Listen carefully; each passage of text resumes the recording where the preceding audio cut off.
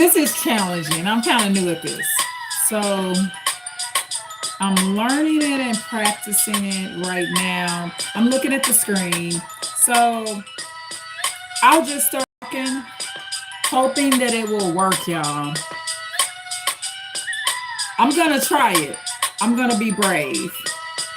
I'm going to get right into it. So this message is going to be about some examples of things of the heart and how to get a better perspective of the way things should be and the way things can be and the way we can create things to be, y'all. So we have to learn how to do that at some point as well. Giving you your best outcome. So, as I mentioned, things of the heart, right? So, keep this in mind. Okay. One red flag is mixed signals, right? And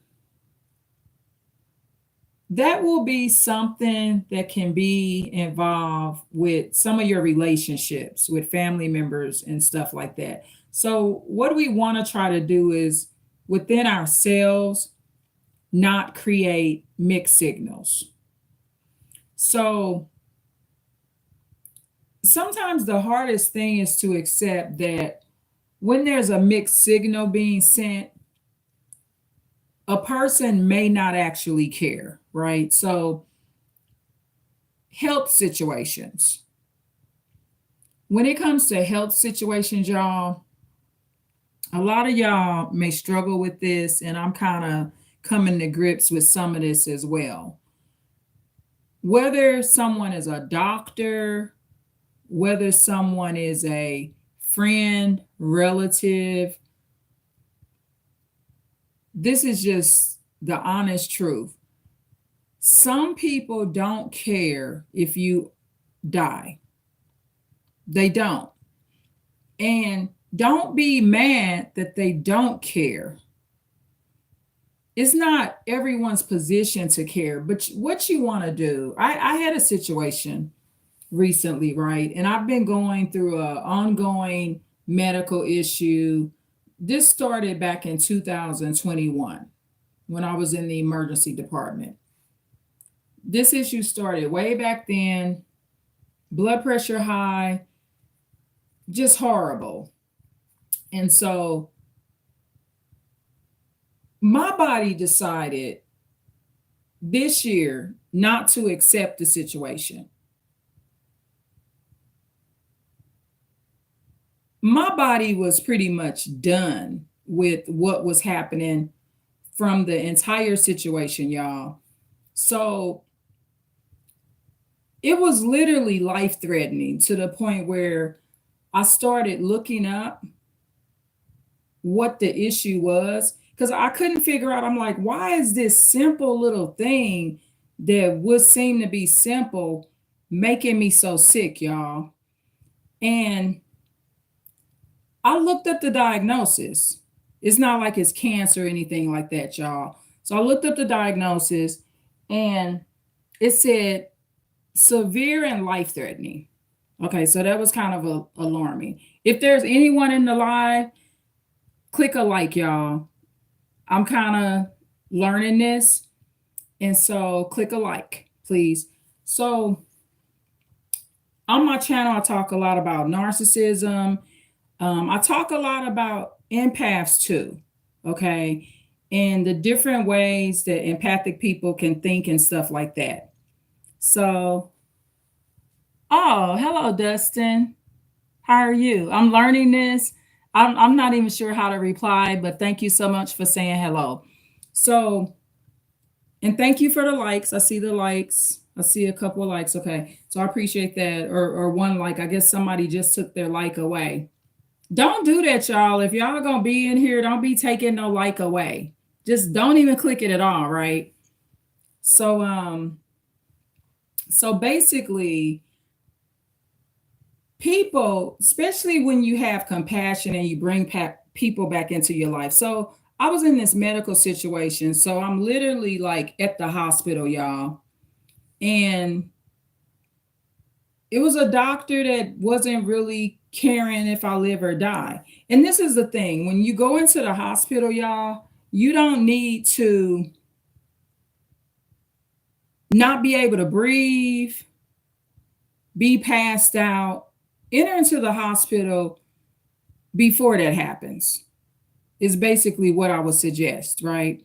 And so, with that being said, a lot of people will envy your power, and they will envy the fact that you're able to stand up for yourself and things like that.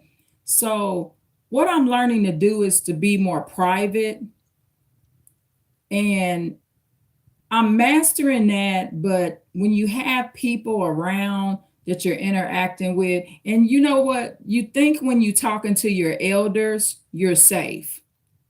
You think with your elders, and when I say your elders, I'm talking about elders, like no matter what your age is, like if somebody's 15 years old, I'm their elder.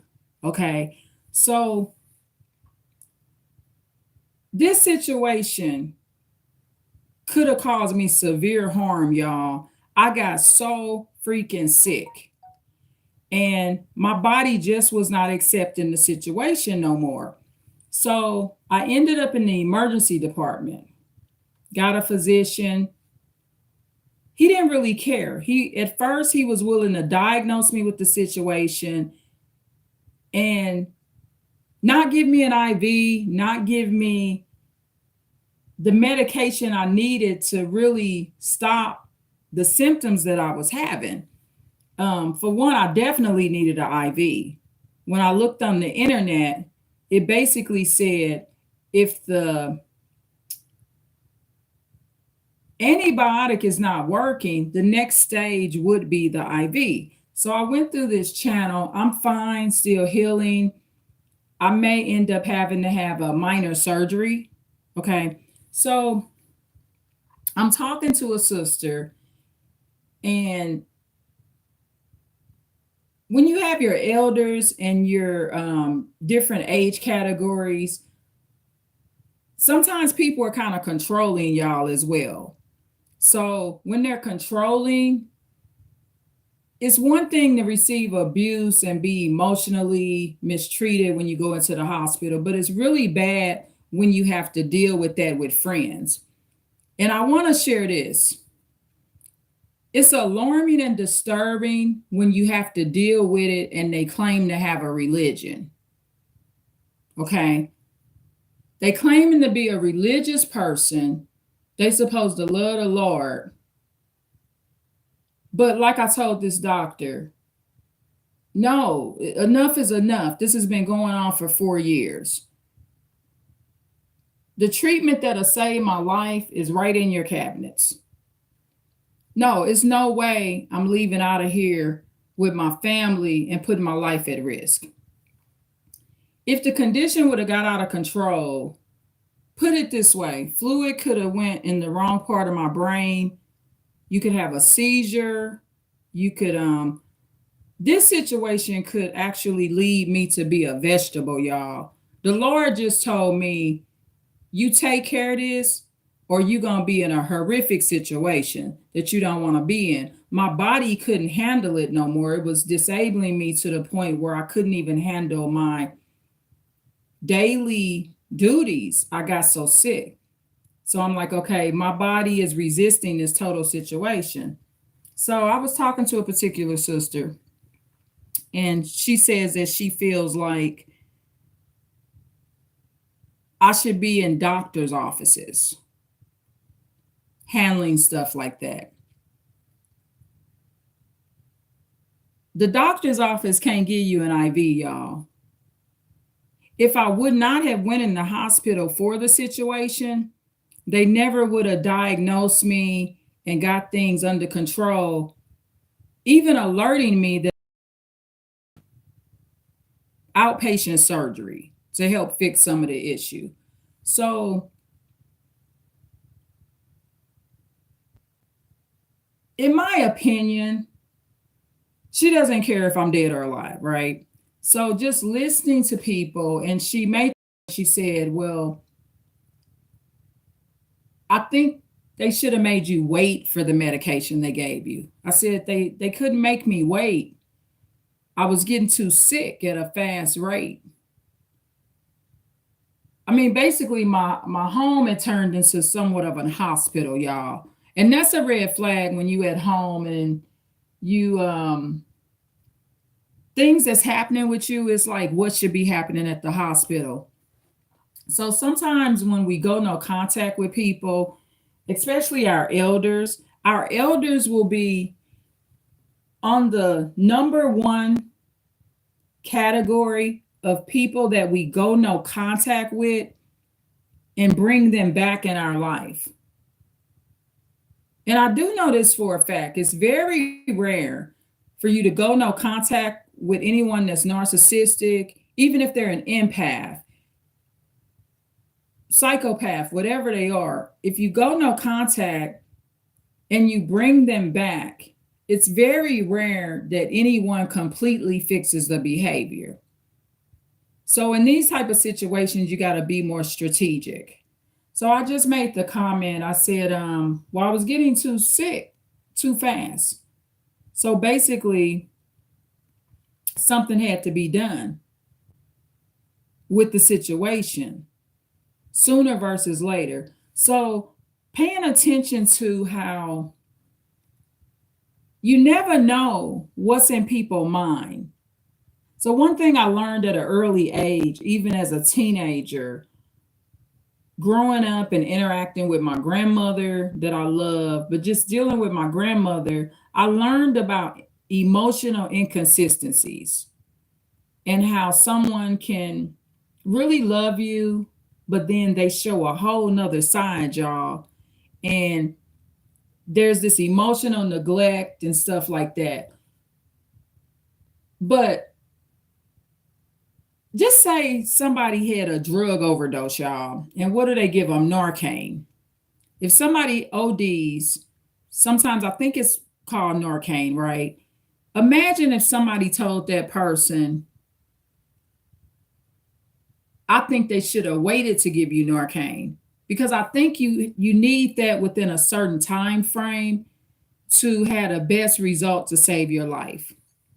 Imagine if somebody told you you needed to wait, just no regard for your life. So what happens is in these type of situations, the person doesn't have enough love for you to feel enough emotional empathy for you to feel the pain that you're going through. They're also pretty much not listening. They're not caring. So my suggestion is going to be this. I'm working on being more private. So there's many areas that I'm trying to be more private, and one of them is the financial area. That's definitely a major area where you're going to learn over time to be more private. And when I say the financial area, you ain't got to have a lot of money. Just not sharing so much of your private financial information. You don't have to share all of that. So sometimes run things by other people and see what they think about what's going on. So with this particular sister, it's been a consistent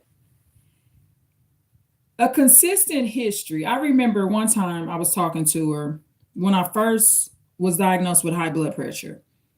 And my doctor sent me to the hospital. I was dizzy, barely could walk across the street, blood pressure high. My body was new to hypertension. And so the doctor sent me down the street to the hospital, didn't want to take a risk. You got to be careful taking risk on people, especially physicians, because what if I pass out on the sidewalk and bust my head? Something like that. Like anything can happen to people. You just don't want to underestimate it. So this particular sister, she asked me, now I'm in the hospital, right? And she asked me, was I there to get a check? So there's been a consistent history of comments and things made. A lot of the time I'm busy, I'm in no contact. It was just so off the wall. Like the person has high blood pressure and they're at the hospital. She made comments about, well, you could breathe, right? Not with the hypertension thing, but with this recent incident, she was saying, well, you could breathe, right? I'm like, yeah, but I want to get in there before I stop breathing. So some people just don't care about your life. So being more strategic. So in these type of situations, you might want to limit phone contact. Um, this is a sister where I very much care about her health.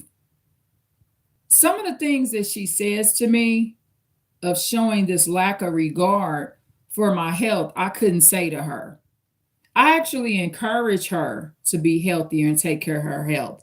But sometimes what happens is, I think with our elders, there can be a situation where there's a envious spirit. And what happens is too many of our elders, a lot of them, and I'm not saying it for this sister, but a lot of them, they don't even get in the emergency department or the ER until they've had their first heart attack. What if you go to the emergency department and you got good insurance and you're covered, and you go in there when you first feel dizzy? Imagine you could actually prevent a heart attack and protect yourself and never have a heart attack. That can actually happen for you. So we want to control our tempers and stuff like that. But as far as it goes with health and stuff, I have to remember I'm still healing. So you already gonna have racist doctors that really don't want to save you. Sometimes the doctors could be your same race and really don't want to save you. But it's extra bad when you have to deal with it from your friends and relatives. And basically, the sister speaks to me in a way where, like, as if I'm not worthy to be saved. And I think some of the reason that's happening, I think in the ways that I may take power on, she's afraid to do that. I even mentioned to the sister, I said, well, one of the good reasons to go to the emergency department when you're not getting nothing done at the doctor's office and you're getting sicker and sicker, you go there because you need to snitch on your doctors, safely snitch. In that emergency department, you can say, I've gone in, I went to the specialist, I'm getting sicker. They're not doing their job. I'm not happy with what they're doing.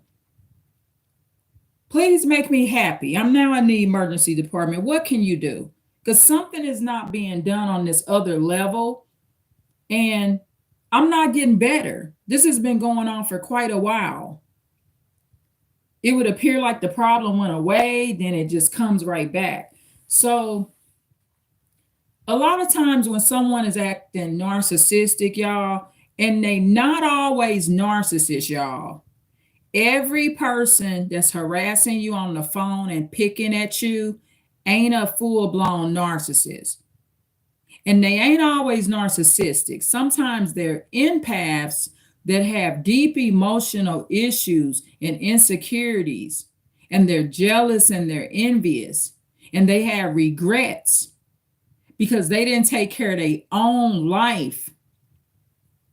They envious because they wouldn't be in their situation if they had went to the hospital sooner, like you're doing now.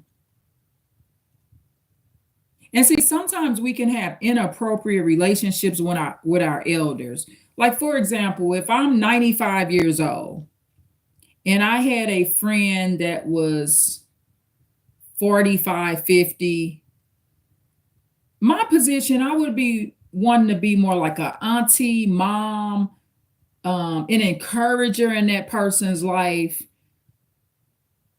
Having someone around you that you're speaking to that has even a drop of envy, y'all, and they can't control it, they can't even see that they have it, and it's very bad, right?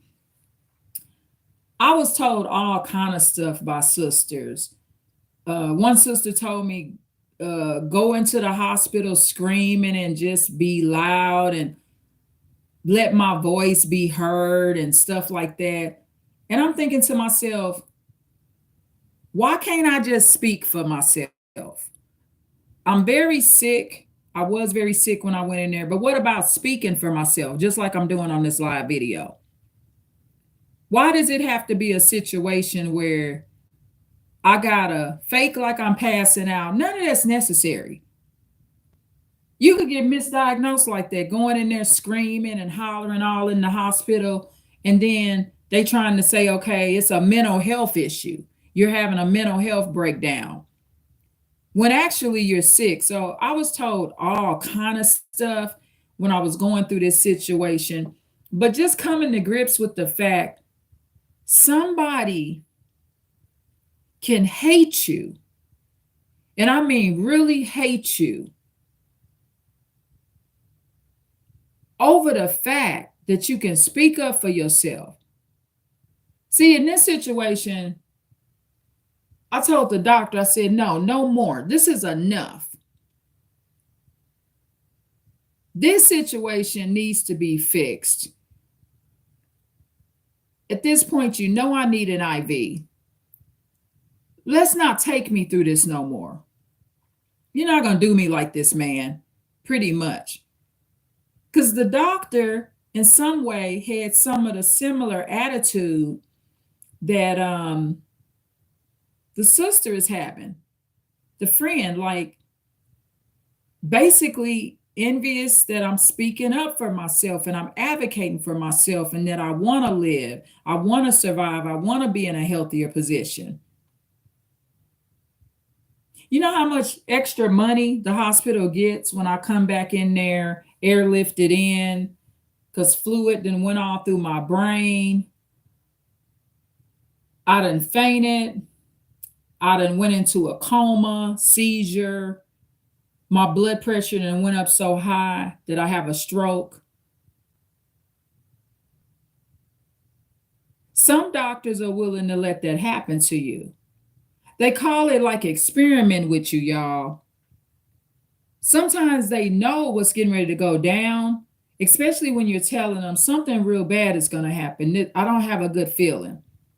But they know when something really bad happened, you coming right back into that same hospital. They care nothing about you. And so I don't know if y'all have dealt with this situation. If anybody is on this live, you can put a comment and then I'll reply to the comment. Ask a question. I'll answer a question too. So if I can see the question, I'll answer the question as well. But basically the bottom line is just the hatefulness that's in the world today. That's just sickening, y'all. Just sickening, just the pure hate and disdain people can have. And this is why you can't judge people by how many times they claim they pray, what type of person they are, what type of religion that they're into, or what type of person they claim they are. You can't judge people by that. You can't judge people by how they dress. Because some people are just nasty and hateful. They just are. They just nasty and hateful people. And when I say nasty, I mean nasty spirited. But you must recognize what is being said. So if you explaining to someone that you were extremely sick and in this situation, and they say to you, well, I think you should have had to wait for the medication. And keep in mind, in this case, the medication had to go through my IV. That was urgent. My body had just decided it wasn't going to take anymore. This person has a level of hate And there's always going to be a block between you and the person. And I think what I'm going to work on doing is in situations with certain people, maybe limiting how long I talk over the phone. And maybe you could do the same thing. Leave a comment or say something basically if you've had similar situations where you've talked to people and been in some kind of situation and they made a comment and they acting like they don't even care if you live or die. I know y'all have. Sometimes people don't say it and you could just feel it. But in these type of situations, these aren't the best type of relationships. And they're relationships where they might hold grudges. They could be mad. Normally, in these type of situations, you're not a supply source for them. In these type of situations that I've dealt with, you're not somebody that they're living with. You ain't driving them around. You're not a caregiver type person. You may come around and hang out and stuff, but you're not fulfilling any roles. You're not financially kicking them out money. It doesn't mean you haven't never given them money, but you're not financially responsible for this person. So a lot of times people, they don't care how they talk to you, y'all, when you're not a supply source. And that's basically what it all boils down to. But I think one of my goals is to get back on the level where I'm what I would say completely happy. And what completely happy is for me, y'all, I will explain what that means. It doesn't mean you don't have any issues or problems. It means that your mood and the state of mind that you're in is in the best situation that it can be in. Okay. And things are in order. Your house is clean. Your bills are mainly caught up. Like whatever your basic order would be in your life, you're having good relationships. You're not in toxic relationships where people are harassing you, constantly harassing you, saying stuff that they shouldn't be saying, more encouraging, have your back. They not showing hate. But if you got that power and control aspect and you are willing to take control. See, for me, if you tell me, yeah, I told that doctor enough is enough. I want my life saved today. I'm going to be like, good job. I commend you for your strength. I'm glad you love yourself. I'm glad you felt like you was worthy to be saved. I'm glad you was able to say it without cussing the doctor out and getting violent. I'm glad that it was done that way.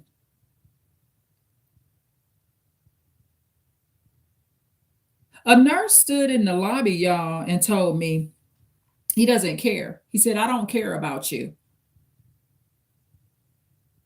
This is how a whole white man talked to me in the lobby of the hospital. Because he was stressed out, obviously. When I went back to the hospital, I didn't see that same nurse there. The security gave me a complaint line number to file a complaint. I haven't had time to do it. I didn't even see that nurse back there. The nurse, while he's telling me he don't care about me, he's calling security. So you know what I said to the white man? I said, you know what? That hospital security is not just here for you. It's here for the patients as well. And you're a nurse standing in the lobby telling me you care nothing about me. Sounds like I need the security. But he made sure he waited till my male relative wasn't around. A lot of times people take advantage of stuff like that, like oh, your relatives over by the pharmacy area and stuff like that. But this is the belittling way that the white nurse talked to me. Now, was the rest of the white staff that way? No. I'm talking about this one white man that was obviously under stress. And I had to tell him, do you realize where you're at? You're in the emergency department. The doctor had told me he was going to give me a certain amount of medication, changed his mind, and I wanted to know why. This is what the doctor said. I had my relative there that also witnessed to what the doctor said. Now, I ended up getting the amount of medication that I needed because I had an appointment with my doctor's office. And why this sister is telling me primarily go into the doctor's office? No, it ain't gonna work, y'all, because the doctor's office ain't got an MRI machine. They can't shock your heart back if you go into a heart attack. The doctor's office, if you already at the hospital, they can just roll you in and make you inpatient if need be. And that's another thing too. I don't know what's going on. I think that a lot of people need to be inpatient in the hospital for a lot of stuff. And I'm noticing they're less resistant to put people inpatient when they should be inpatient so they can be under observation. In my opinion, I should have been inpatient. I had a similar issue going on with the issue when I was a little girl where I was inpatient in the hospital. Like I was under observation. I had surgeries and stuff like that, and issues were being fixed. So the medical care is just declining, but people just don't care how they talking to you. So you gotta deal with it at the hospital. But this hospital gained a level of respect for me. So the next time we came back, when my relative came back, we was treated like gold. Okay. So taking more power and control of your life, you can get the treatment that you're looking for because you can change that situation and gain the respect. People will respect that you took power and control of the situation and love yourself and wanted proper care, and you was able to say it without cussing people out. So speak up for yourself. Don't let nobody tell you you don't have a right to be at a hospital, you doing it the wrong way. And look at people like this. Is this person that's telling you this, is their health in the best situation? What's their health like? Are they just alive and surviving? Or is most of what is wrong with them preventable? Is it preventable? A lot of this stuff is preventable. Stop waiting to go to the hospital so late, y'all. You ain't got to be half dead to go to the hospital. You want to prevent your death. You want to prevent your demise and something worse happening. So I'm finding that I want to make sure. Oh, so I'm going to go over this subject too. So I'm going to kind of, I think I'm done with this subject. So, okay, this is what I want to explain to y'all, okay, about no contact. Part of no contact is not speaking about the narcissist anymore with other people. Now, if you're talking to family members and y'all enjoy talking and somewhat in some sense venting and gossiping, it's gonna be a major difference. If you was with a narcissist, whether she be a lady or a man, and you was with a narcissist, so I'm kind of changing the subject. I'm done with that. So for this portion of the video, I'm saying this. If you were with a narcissist and the last narcissist that you was with, boyfriend, wife, husband, girlfriend, significant other, to get back to your completely happy state, that is the main narcissist that you need to be in no contact with.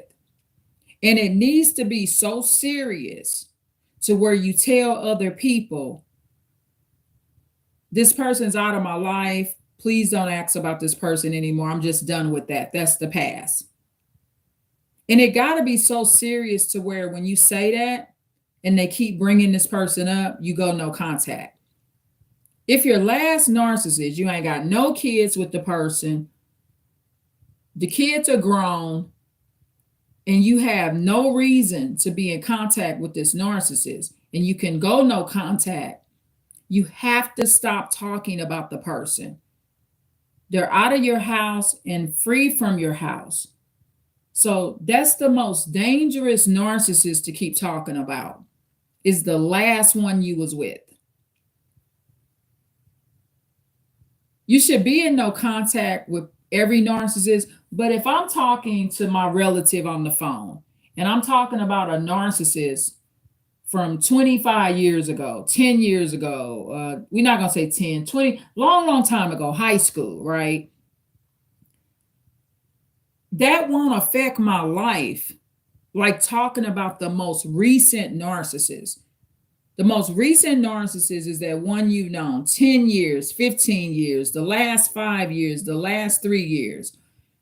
That particular narcissist you want to be in a complete no contact with, which means that particular narcissist that I'm speaking about, I only should be talking about them on this video to teach and encourage and basically get you to a point of complete happiness. In no other realm should I be bringing them up unless I'm writing notes to do a video about it or something like that. Because a lot of times your complete happy state was before you met the last narcissist. So to get back to the complete happy state, you gotta be in complete no contact with that person. You're not texting, you're not calling. Block them. Click block so you can't read their text. You're not reminded of them. You want that person completely out of your energy. You don't want to have anything to do with that particular narcissist at all.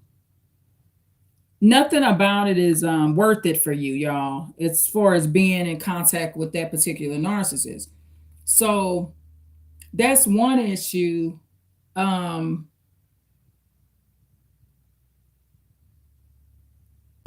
with some people, I'm finding with strict boundaries with the home. Okay, so this is the next one I'm going to go over.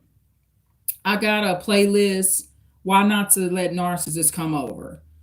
So I'll touch on that subject right quick. Okay, so why not to let a narcissist come over? So I'm going to kind of be changing the subject as I think of different issues.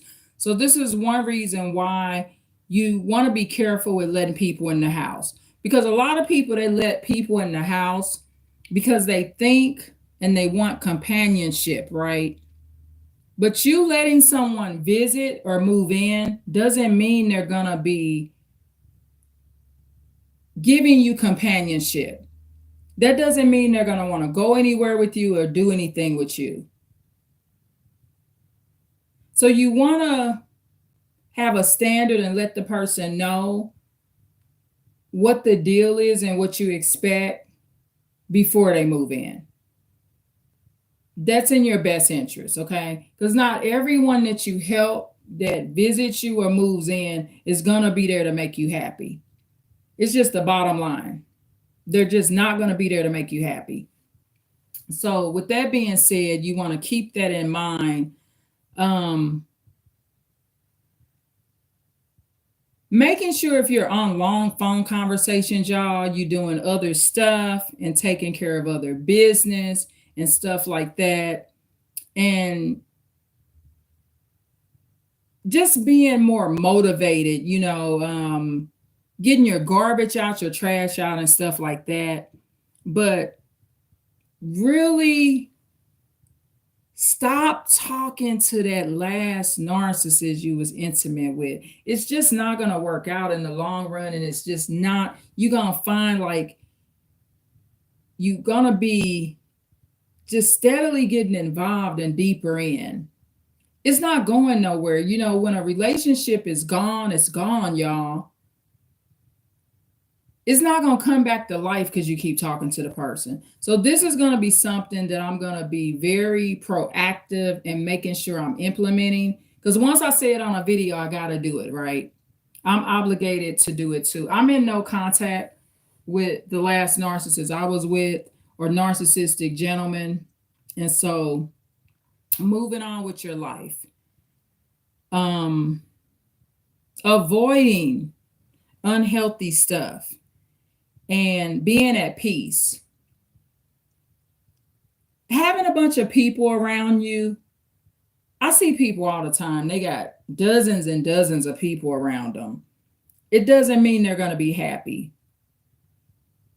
Somebody that always got a lot of people around them, y'all, they ain't really found theyself. Okay? They a lot of times haven't fully found their self. A lot of times you just got people around you and you just a supply source.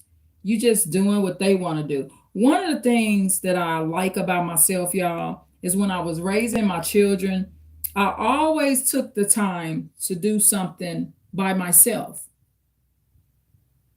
I don't care if when I got off work, I went and got a bite to eat, sat down with a friend, coworker. We just sat down and ate for a minute, chit chatted. I always had my own life as far as that goes. And as your kids grow older, that will help you out a whole lot. It was something else I was going to bring up too. Let me check. Because I've been doing ideas for videos and stuff like that. And let me see.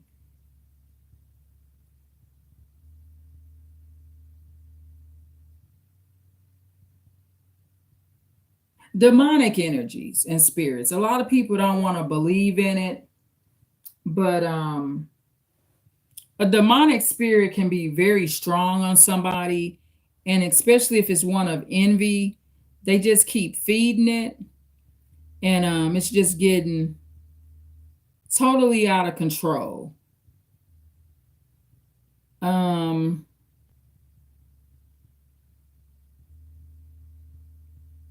Situations with family members, y'all, cussing one another out, getting in fist fights. You don't need none of that.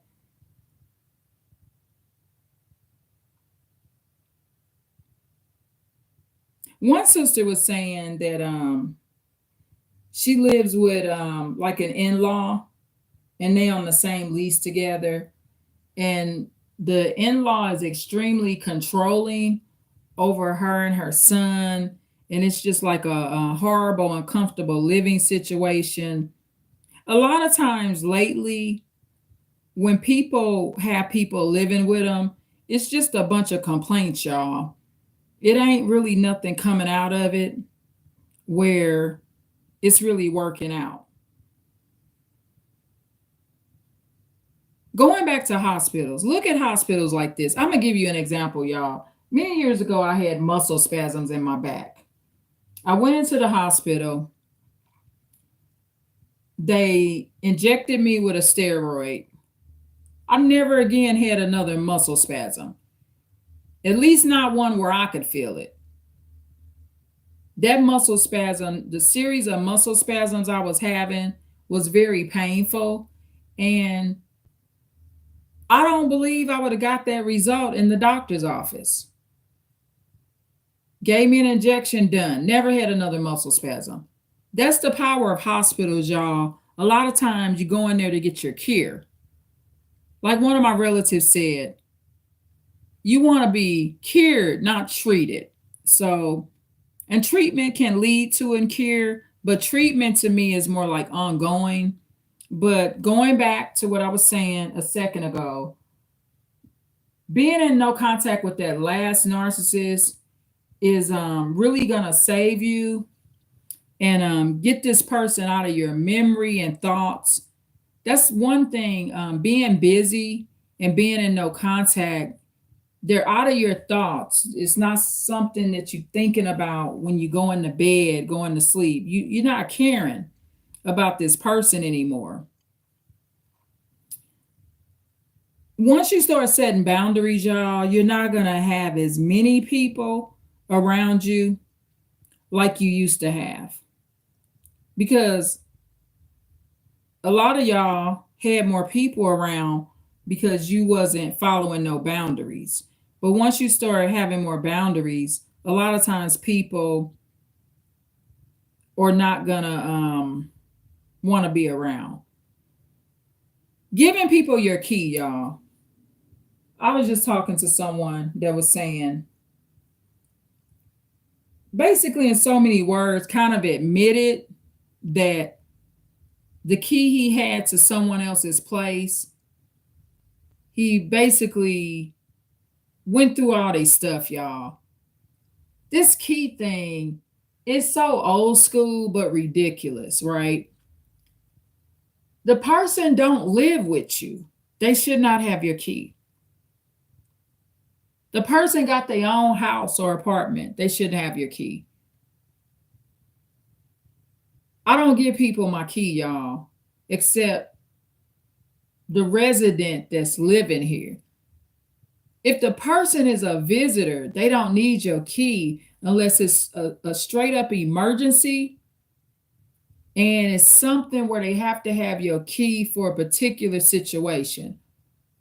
But someone that do not live with you, that's just walking in and out of your house with your key or your apartment, it's not normal, y'all, and it's a setup for failure. This gentleman has this key of this lady and didn't even want the lady to touch him.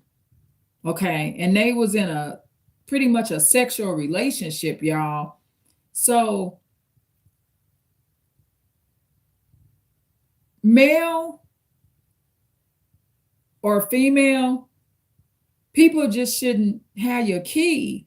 This should just be a basic boundary. You can prevent so much by having just basic boundaries. Um, don't contribute to people's bad relationships. I had someone where their mom was checking in. Mom just got out of a nursing home. The gentleman was saying he want to watch his show. He's going to ignore his mom's calls. I got out of that situation. I said, you know what? Your mom is calling. Go ahead and answer her call. All of this is a red flag when you got to tell somebody, go on and talk to your mama. So you want to pay attention so you can be selective and vet people better. Try not to be overly judgmental, but try not to make these people your hangout type of crowd. Because if someone will talk to their mama like that, you gonna be next eventually. That's one thing I've learned about people that have violated other people around me or talked to them crazy, threatened their life, cussed them out. Eventually it was my turn, y'all. They just gonna be doing that for a while. It's like you just waiting for your turn. I don't care if it's 30 years later, your turn is coming.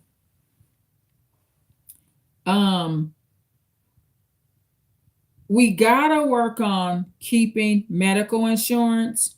So you want to make sure that you're able to go to the hospital and keep medical insurance.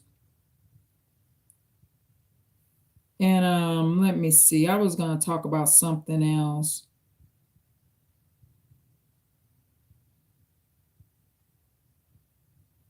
What's success? Doing what the Lord wants us to do and being intuitive and understanding that that's what real success is.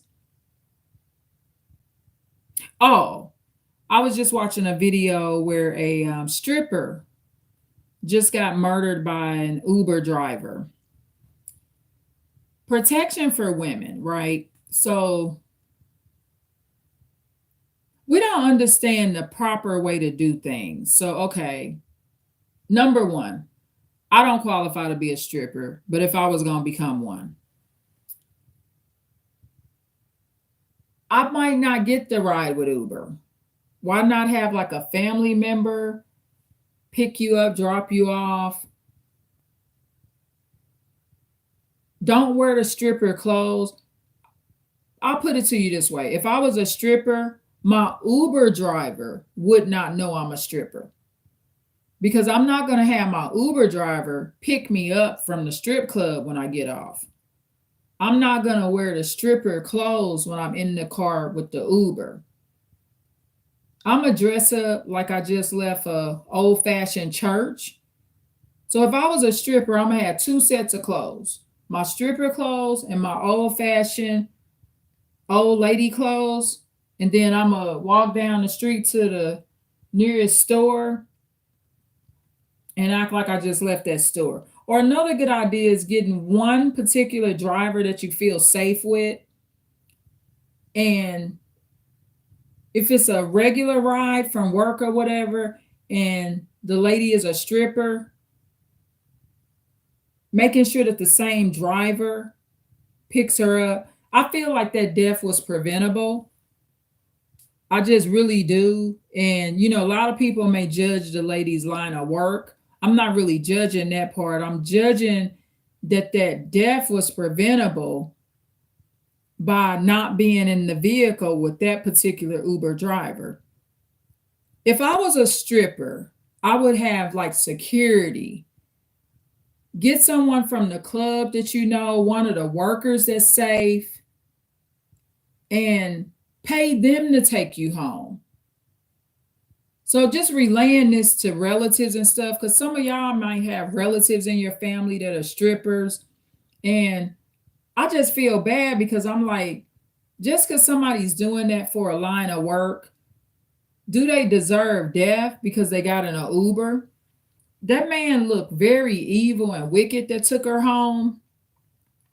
It was a Black lady that it happened to. Very sad. You can look it up. It just recently happened. They got the man that did it, the Uber driver. He pretty much dumped her body. It was just horrible. But I'm looking at this like, you are a stripper. You don't belong in the vehicle with a different man or woman every time you get off work. Finding a different backup plan and not underestimating what can happen to you. You could be a man and you work in a bar. You got to get a more secure plan on how it's going to work when you get off work, and understanding that when you're a stripper or a bartender or something, you're in a high risk category. On Mother's Day, I went out. I was at a restaurant, and it was a transgender lady, biologically a man, but a transgender lady that had already went through her hormones and all of that. And I walked outside, and there was a guy had a knife on her. I kept telling her, don't go outside, y'all. She went out there anyway. So you got to be alert of your situation, whether you're a stripper, a transgender, a super religious person. You got to realize you're a target. You are a target to these people. And so coming up with safer ways to do things. If you're going to walk out to the store, walking with someone, taking some kind of weapon with you, even if you don't carry a gun, just doing something to make it more safe and making it where you're less at risk, pretty much. So yeah, that was alarming when I saw that happen to the stripper. And then you got people killing the Uber drivers. So just being more aware. If you're an Uber driver, be off your phone. I'm learning that this is where you got to be, y'all. Going back to the medical stuff. Urgent care centers, hospitals, doctor's offices. It took all of these facilities to finally get to the point where I'm making leeway and getting better. Doctor's offices, hospital, urgent care. At least about 8 visits, a combination of all of those is what it took. Go to all of them. If you got good insurance, just check them all out. Just go in. You sick, go to urgent care. Go to the doctor's office, continue to report it. Most importantly, make sure you get in that hospital because that's where your cure is, right there at the hospital. You want your cure. You don't want to be going to the doctor's office for the same thing every week for the next 10 years of your life. That's treatment. That's not your cure. Get on YouTube, look up your symptoms, Google your symptoms, study on what's wrong. When they give you a diagnosis, look it up and you'll be surprised what you'll find out. You may find that the treatment that you're getting is not the correct treatment, not the best. You'll be surprised what you will see. But the more you develop boundaries too, a lot of people are not going to be calling you, y'all. So being able to go through not loneliness, but peacefulness, serene peacefulness, like no problems in your life. People dealing with estranged children, estranged relatives, be mindful and think twice before you bring those type of relationships back in your life because it's not always any good for you. It's just not. Um, People are getting more and more gruesome, y'all, and not respecting your boundaries, your sexual boundaries, and stuff like that.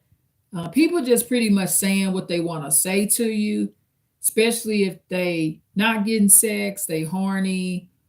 Make sure when there's graphic things being said that sexual is mutual and the person that you're saying it to or receiving it from, make sure that y'all want to hear that stuff and there's a romantic interest. If there's no romantic interest, then you or the other person shouldn't be talking about anything intimate towards one another because there's no romantic interest. For ladies, make sure the man has acknowledged a romantic interest and said that there's a romantic and potential sexual interest before you start disclosing certain information to that man. Build trust. Keep people out your house. It'll stop it from getting messier, dirtier. You will be able to organize better and clean up your messes. If people were real damaging to your home environment and you get it cleaned up, they just coming back to dirty it up. There will be a envious spirit when it comes to that. Another thing I was going to mention as far as hospitals, y'all. Hospitals are trauma centers, all of them. All hospitals are a form of a trauma center. So if you, and I mean not traumatizing you, fixing your trauma. So you at the best place. If you're getting the result that you want, don't let nobody tell you that you're doing it the wrong way. Be willing to take advice and be willing to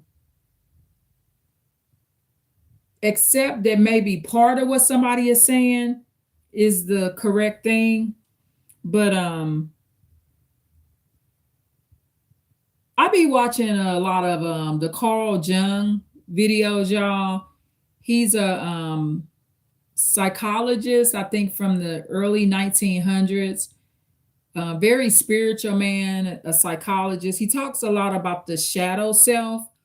His name is Carl Jung, Jung, and then his first name is Carl, Carl. So I've been watching some of that, y'all, and just been amazed at what I'm learning. Dealing with ladies that's currently still involved with their prior predators, y'all. Woman beaters, child molesters, rapists, any lady that's dealing with prior predators, that were once in her life and or not in a no contact, they will have a lot of demons on them. Demons that they just can't seem to shake off because they just can't get away from it. Men, when men are with ladies that are chronic cheaters, sleeping with other guys, it will be hard for those type of men to get some of their demons off. A major tactic that people use to keep feeding your demonic spirits is feeding you alcohol and drugs. It's just something that people will do. Um, Anyone that won't admit that they have some kind of drug problem, it's going to be very hard to help them, y'all. They ain't admitting to it. So, how you going to help somebody that won't admit to something? That's going to be very, very hard.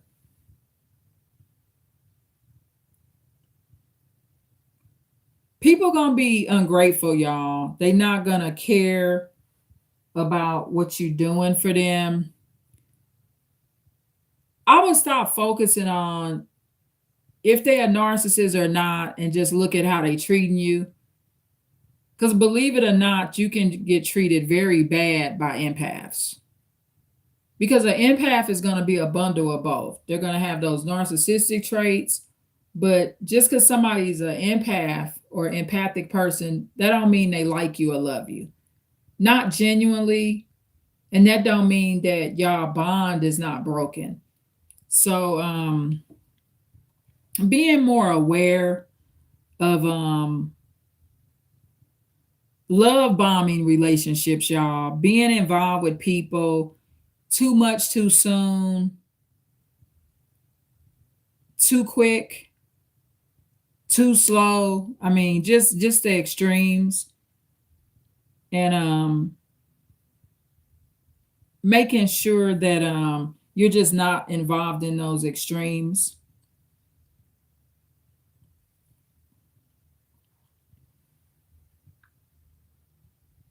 Um don't be so quick to bail abusers out of situations.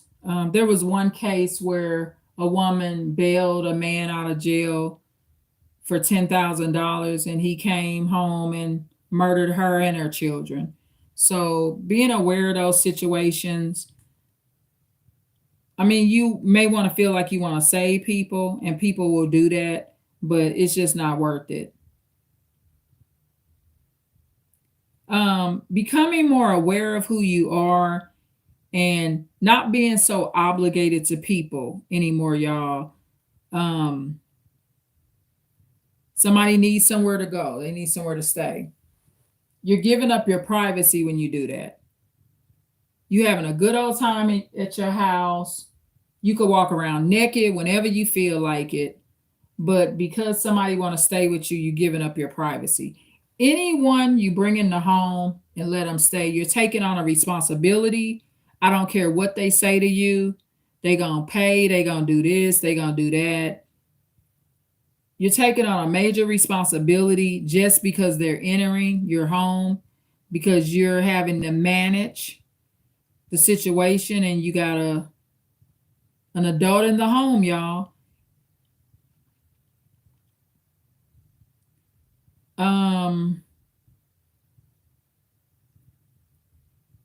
One of my pet peeves, y'all. This is something.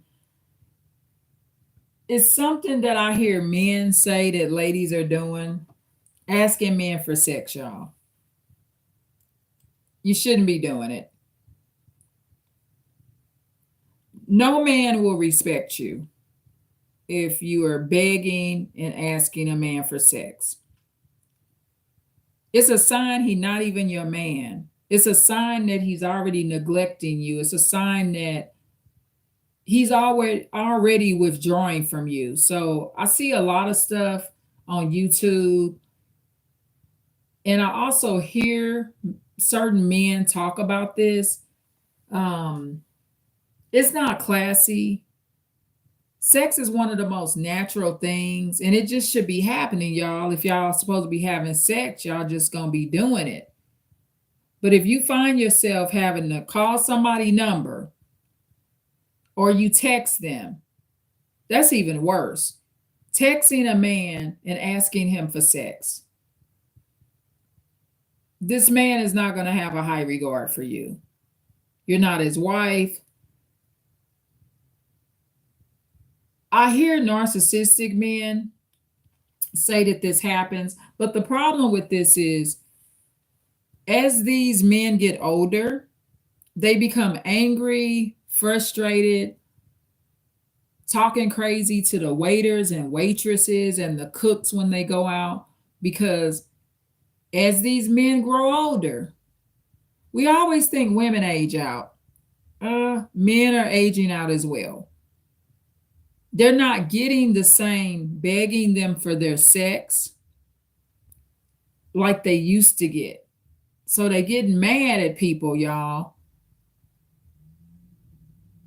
And then some of them will say they used to a woman texting and asking them for sex, and they're not getting it no more, right? They're not getting that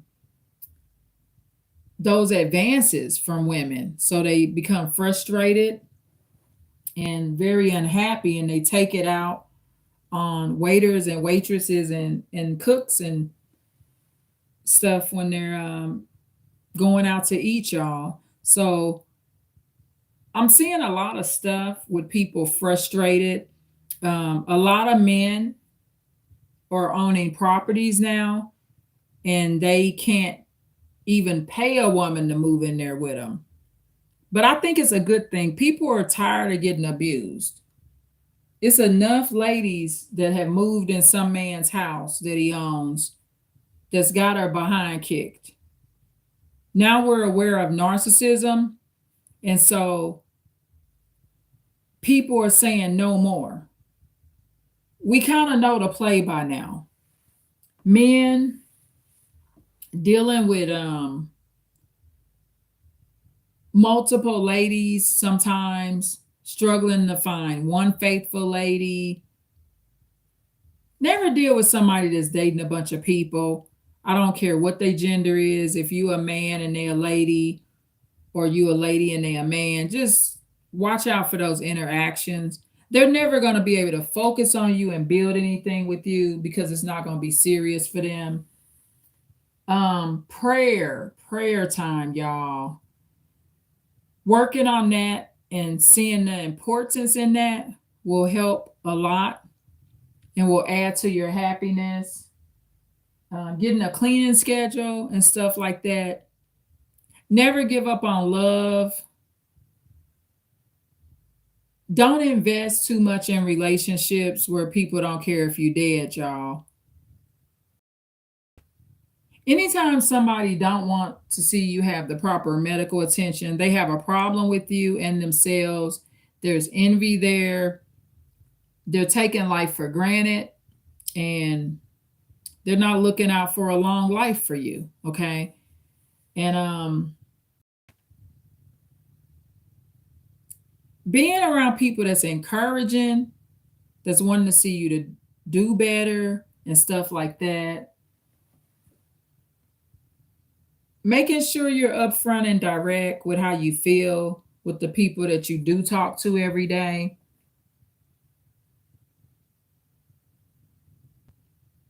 For ladies, if a man says he doesn't want to marry you, don't proceed. See, we do it all in reverse. You know how you run a man off? Ask him, do you want to marry me? If he says no, not right now, he wants to try it out first, don't proceed. That's going to be a string along relationship. See, we got to start doing it the other way around. Instead of sleeping with a man first, you want to run them all off. Ask every single one of them before you sleep with them, do they want to marry you? Would you like to get married? All these people just get out your life. Ask them all. They interested? You want to get married? No, they don't want to get married. So you avoid the string along. Ask him first if he want to get married. Men can do it too. Do it with ladies. Ask her first if she want to get married. And when she say no, nah, she want to test it out, she want to see, don't bring her in your house. We got to stop wasting so many years in these relationships too. It creates a lot of anxiety and stress that you just don't need. You don't need it, y'all. So that's a tactic. I don't care if you 65 years old. Ask them if they want to marry you. And then when they say no, okay, you my phone buddy. Well, I want to come stay the summer with you. I want to come next winter and be with you. No. Well, I just want to sit next to you and see how it feel when we get married. People know. Sometimes people hear your voice, y'all, and they know they want to marry you. Stop going through all this. You got to earn all this stuff.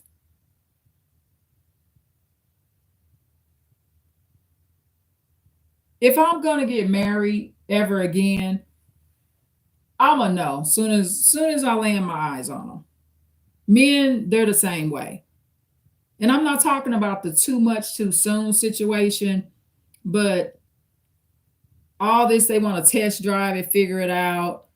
They want to see how it feels to be around you. They don't want to be bothered with you. But the way to get that is just ask them first. Don't do it in reverse. I don't care if you're 85 years old. If you want to get a bunch of men that's going to do you wrong away from you, even at 85, just ask them all if they want to marry you.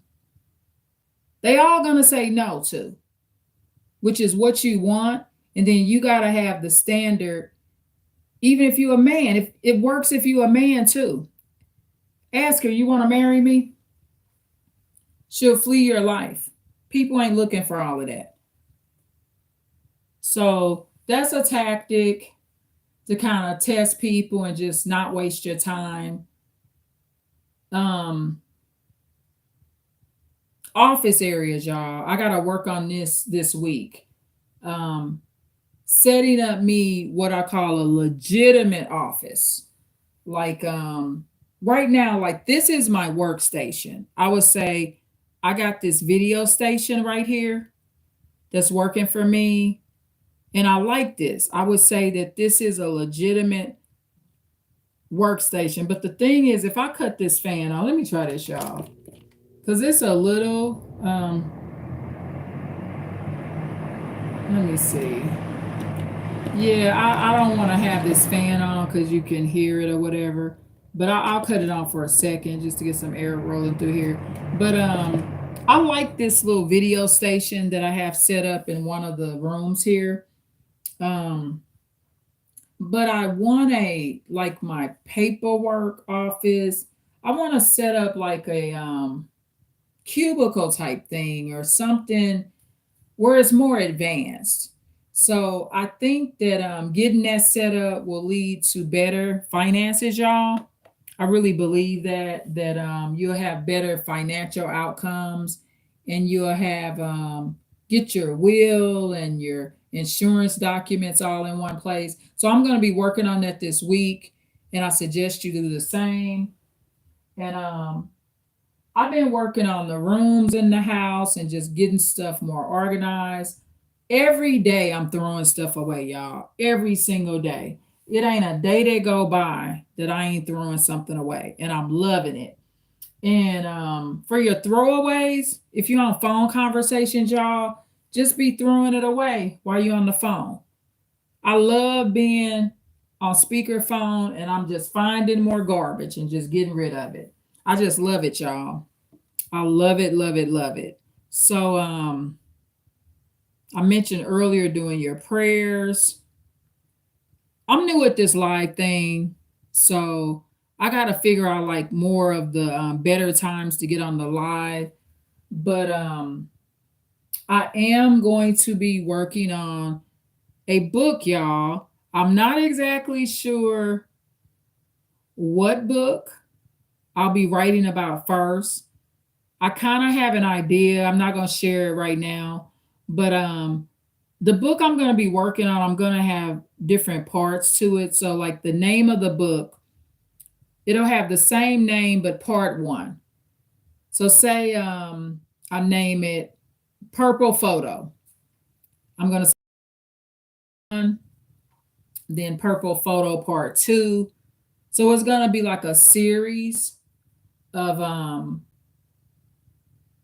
chapters in a book because I'm not going to make it like too thick of a book.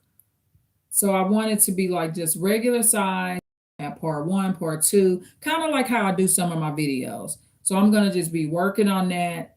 Um, I got a lot of quotes and stuff. I want to try to maybe publish one or two of my quotes and things like that.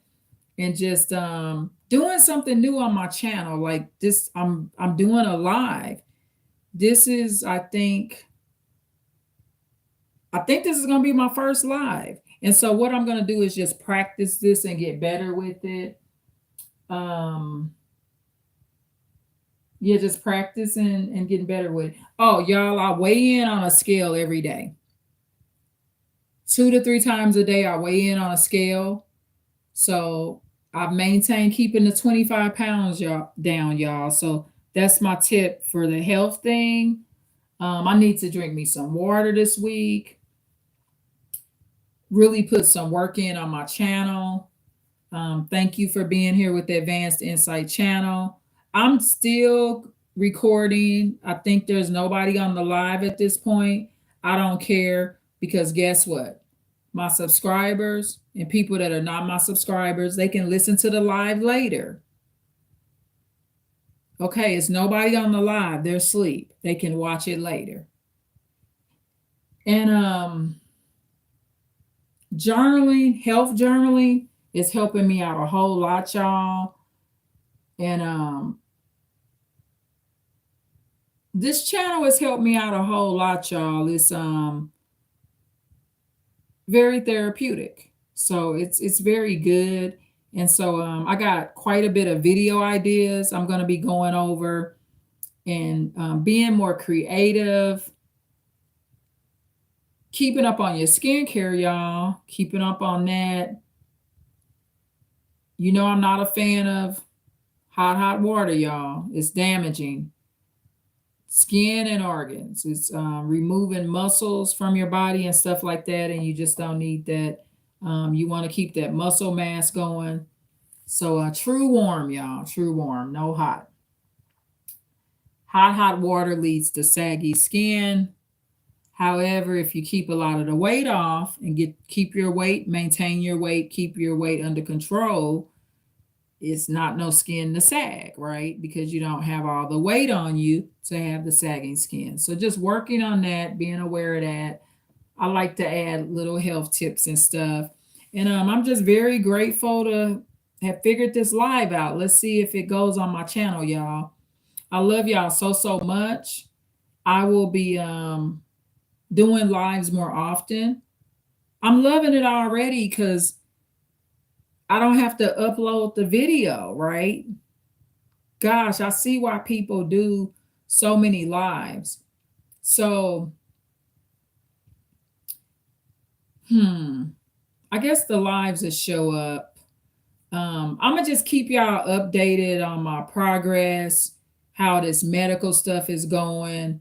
And it's okay, don't get mad. Like if somebody say something that's not in your best interest about your health, and they basically saying in so many words, they don't care if you live or die.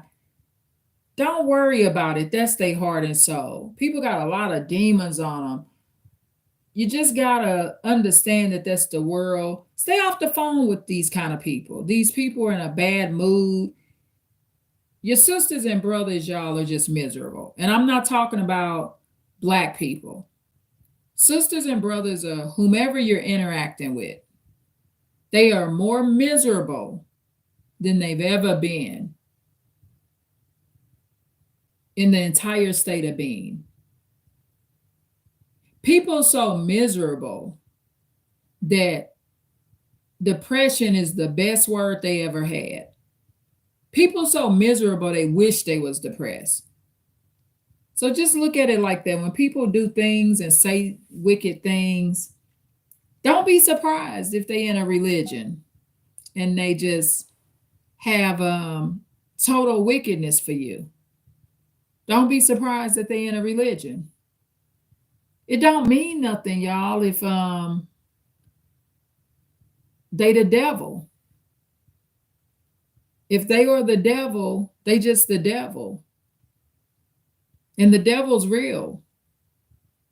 We're blocked out of being able to see a lot of the spiritual world so we don't go insane. You think the Lord going to allow me to see every angel and demon that's around me right now?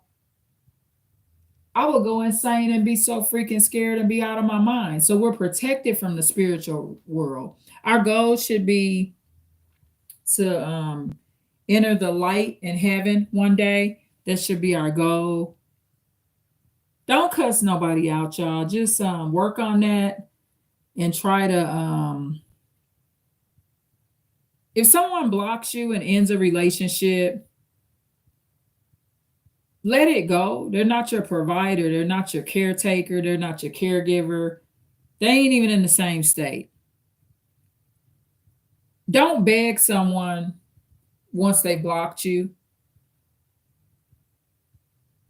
I had a relative unfriend me on Facebook. I don't care. I got too much to do. Stop letting them drop back in your life when they feel like it, right? So when people block you, and what they doing, they blocking you, unfriending you, not talking to you. They got you on a shelf. So if the relationship wasn't that positive anyway, and the Lord has not told you this person should be in your life, there's no spiritual connection, don't be there when they get back. They ain't got no, y'all ain't got no talents in common. Y'all both not praying people. You don't even pray with this person. If this somebody you never even prayed with, don't be there when they get back. Let those relationships go.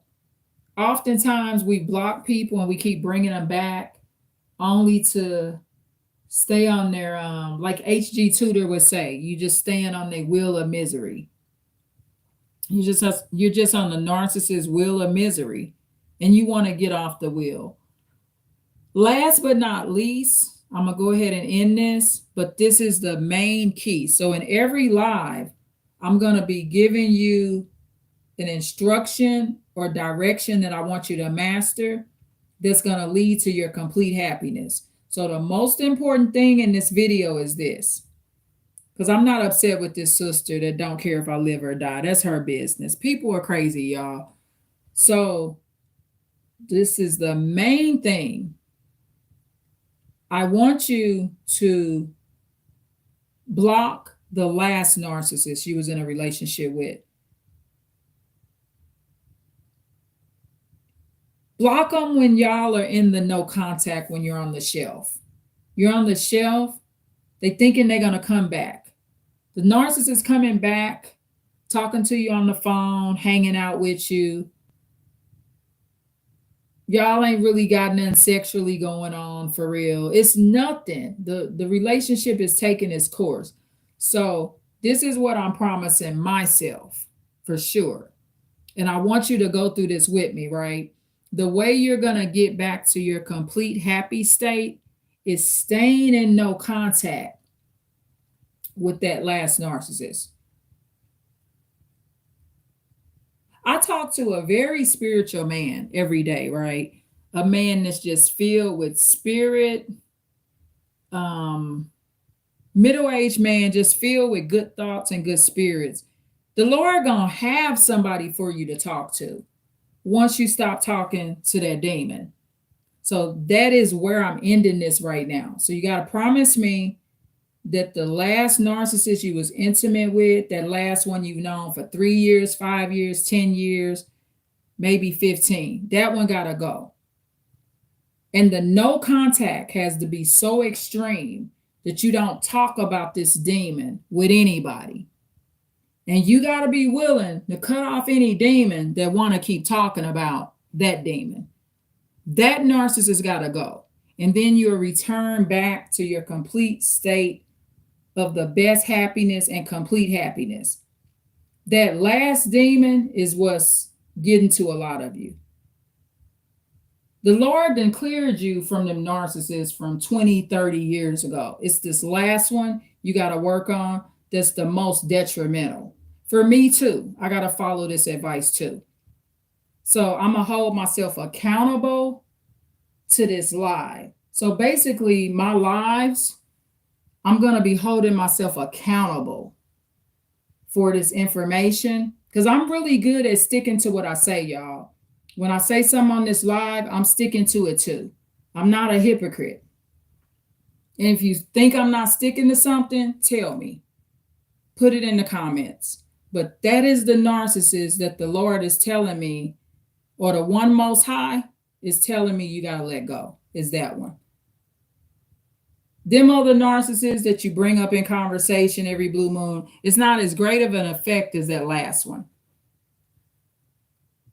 Because that last narcissist has the strongest demon on you, right? It's constantly under attack. It's over there thinking about you.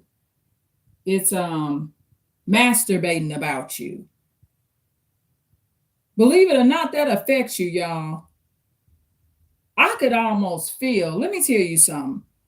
The last narcissist I was with, he masturbating about me over there, okay, at his place. I could feel that. The man is filled with perversion, y'all. That spirit affects you when people are doing sick stuff like that. So what you got to do is stop masturbating about the narcissist, the last one, and be done with that perversion. Okay. And then the way to just totally unalive that demonic spirit is to stop discussing them. Okay. So I'm discussing it because it's in this video. So I'm doing this as a hobby and to help and to mentor and to show love. But you don't have to discuss it unless you want to show this video or share this video. Share the video too. Even though it's a live, you can share the video. But my lives are going to hold me accountable. So that narcissist got to go.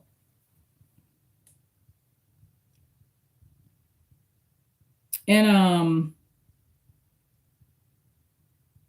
yeah, so that's the thing. So that's very crucial. And I know that I was put on this live to say that. And the no contact, I'm going to reiterate this. The no contact, you got to stop discussing the demon. So when somebody asks you about the demon, say, you know what? No disrespect, but I'm past that in my life. Because when you're on the phone with somebody and they asking about that demon, that last narcissist demon, maybe you wasn't intimate with them. Maybe it's a family member, that last narcissist demon, that particular demon, they keeping that going in your home. You don't even bring this demonic energy and this individual in your home. So you got to stop discussing it. I remained in a no contact the majority of the time for many, many years with the last narcissist that I was intimate with, right? But that's one of my flaws that over time I realized I got to be completely strict on. And one of them is not discussing the man. When somebody asks about him now, I make sure I keep it brief. There's no ongoing conversation. With a man that told me he going to hell, y'all. I've done videos about that. So being really, really strict with not discussing them. This person is dead to you now. They don't exist. Consider them as dead as the last funeral you went to, whether that funeral was 2, 5, 10 years ago. Think of a funeral you went to and consider this last narcissist you was intimate with. Make that narcissist more dead than the individual was at the funeral. You got to make them dead to you. Just like if somebody's in a grave site. Somebody that's in a grave site, you're keeping their good spirit alive through good memories and positive things, thinking of something they said that was funny and you laughed about it and stuff like that. But the last narcissist you was with, you got to unalive that spirit in your mind, and you can listen to this live over and over and put it in your head.